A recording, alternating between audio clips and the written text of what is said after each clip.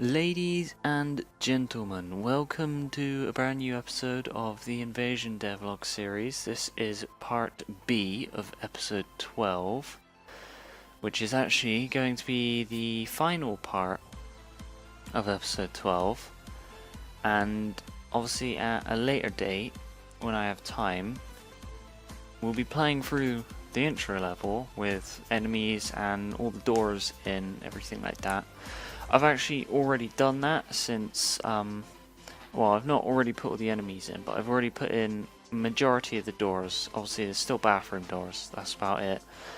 But obviously next episode we'll be working on the first level, because this is the intro set level, which isn't the first level technically, because it doesn't really class as a level, as it's not long enough to be a level in my eyes. So it's just the intro, which in other words you could class as level 0.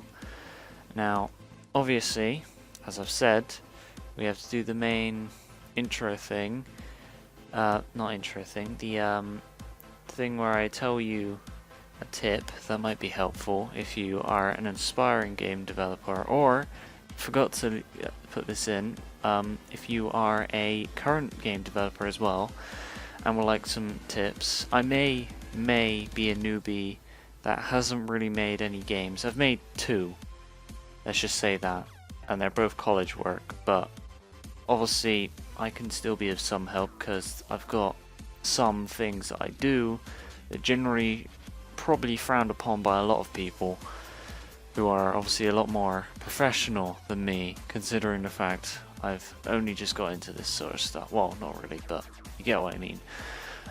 So anyway, today's tip, that's to do with music. Even though I'm not getting into music for quite a while, I feel like it's something that I should do now.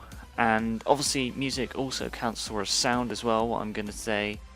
But generally what I am going to say is that a lot of people don't seem to think of this. They're just like, hey, I need to make music, I'll just go ahead, just grab like royalty free music I can find anywhere, or I'll just kind of just slap together this random tune that I think sounds cool. Generally what you want to do is you want to make music that would match your game, its tone, and also the things going on around the player. If they're within a level and what's going on within the level is just basically they're shooting enemies, there's these types of enemies, they're expected to get these types of weapons, you make the music around what those weapons are that the player is getting and what's going on, what enemies are going on, and all that sort of stuff. So for example, Dusk, I believe, does something like this, where they take basically what is going on within the level, what the level is like, how it feels, and they put that together to make a piece of music. So this doesn't have to be the heavy rock stuff that they have when you get to the tense moment, which generally only seems to happen like once or twice during the first episode from what I could see, maybe. Might have been more, I didn't really pay too much attention. Actually, yeah, it was more than once or twice.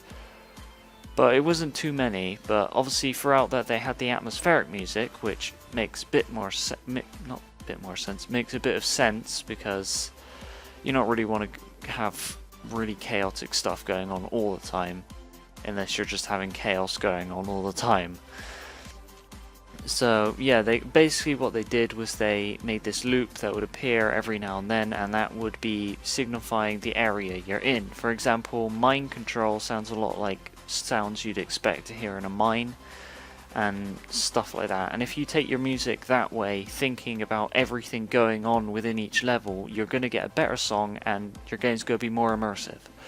So I'm hoping you actually understood what I said, but anyway, let's get on with the time lapse.